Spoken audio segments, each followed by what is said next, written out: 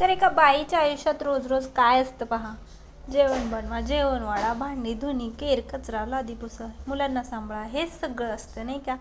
तर चला, या सगळ्यातून आता गौराईसाठी वेगवेगळे फराळ बनवलं होतं. त्यातलं गुलाबजामुन जो माझा खूप फेवरेट आहे. आणि त्यानंतर मी संध्याकाळी स्वयंपाक केला. तर पहा, स्वयंपाकमध्ये मेथीची भाजी आणि हे दारकू होते, पांढरे दारकू. याचं वरण पण खूप छान होतं. पण मी आज तिखट आमटी बनवणार आहे याची. तर चला, झटपट स्वयंपाक केला, त्यानंतर मुलांचा अभ्यास घेतला. आणि मला मेथीच्या भाजीमध्ये असं खलबत्त्यात कुटून, आमच्याकडे मिक्सर पण आहे, पण याची टेस्ट खूप वेगळीच लागते. आणि मोठं मोठं कूट मी असं खलबत्त्यामध्येच कुटते. मिरची पण कुटली होती, लसूण मिरची आधी टाकली आणि त्यानंतर असं मोठं मोठं कूट. तर तुम्ही करून बघा, खूप छान भाजी लागते. मोठं मोठं कूट असं खलबत्त्यातली वेगळीच चव असते ना, ती तुम्हाला अनुभवायला मिळेल.